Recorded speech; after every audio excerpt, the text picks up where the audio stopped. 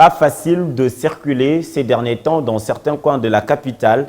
Les travaux de construction de sautes de moutons causent des grands embouteillages. C'est le cas au boulevard Lumumba dans son tronçon compris entre l'arrêt des Bonhommes et abattoir. Ce n'est pas tout. L'inquiétude demeure sur la durée des travaux.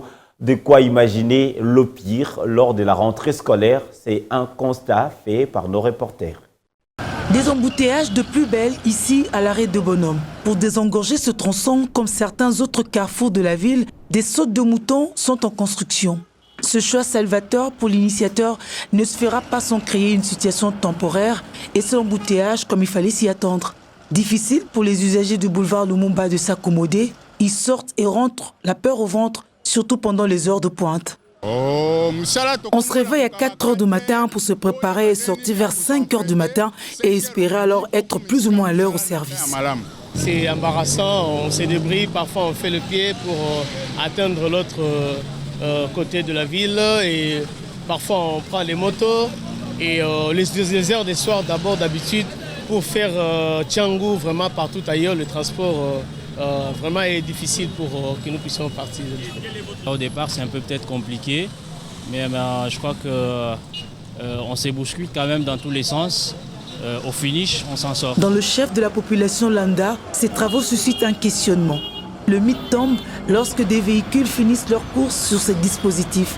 C'est alors que les passants découvrent que rien n'a réellement commencé. Et des préoccupations se multiplient sur la durée des travaux qui, selon l'autorité, est fixée à 45 jours. Nous pensons que derrière ce dispositif, le travail a évolué. À notre grande surprise, après cet accident, on a découvert qu'il n'y avait rien.